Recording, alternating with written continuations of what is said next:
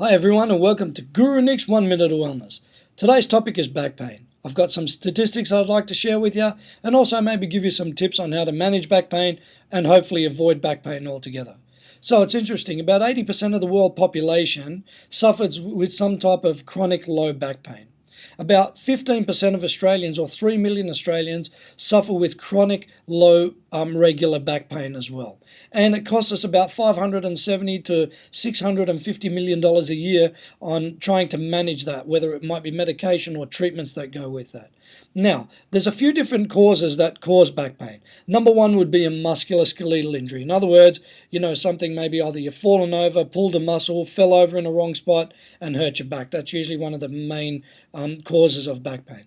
But one of the other causes that's interesting is sneezing. So a lot of people that sneeze build up a lot of pressure in their abdominal area, and usually if their back isn't conditioned properly or they're in the wrong position when they sneeze, it usually causes some type of chronic back pain or back pain injury.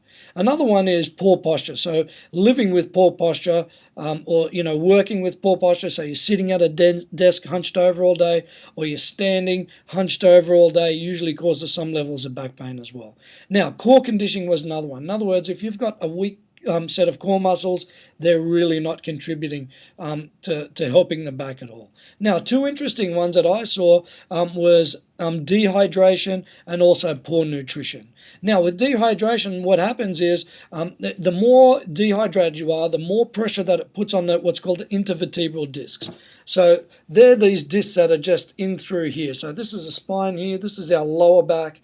We've got about 75% of the pressure coming down onto this vertebra down here, which is L5. And these intervertebral discs usually work on the levels of hydration that are in the body. So the more dehydrated we are, the more these guys compress down together, so the more inflammation and possibly a possibility of injury around that area.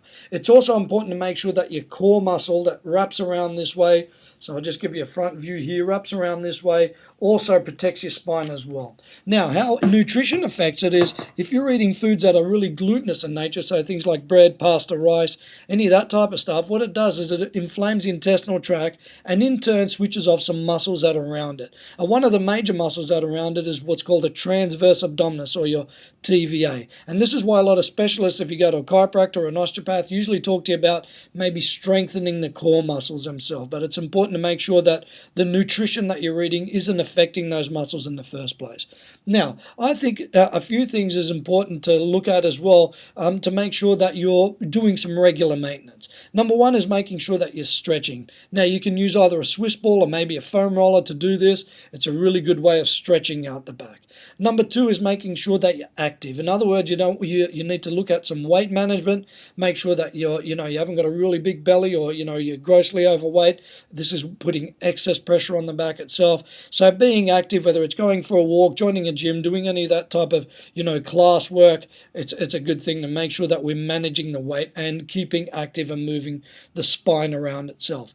Now, another thing that I'd like to share with you is regular massage. It's important that we look after our bodies, and I would like to think about it like maintaining a car. If you service a car on a regular basis, usually there's less chances of it breaking down. Now, I think it's also important to find yourself a really good chiropractor as well, whether it's a chiropractor or an osteopath. I visit a chiropractor on a regular basis, and I always have reasonably good levels of back care. Now, and chiropractors are specialists in what they do, so it's important to maybe visit them on a regular basis just to make sure that you're keeping the upkeep there.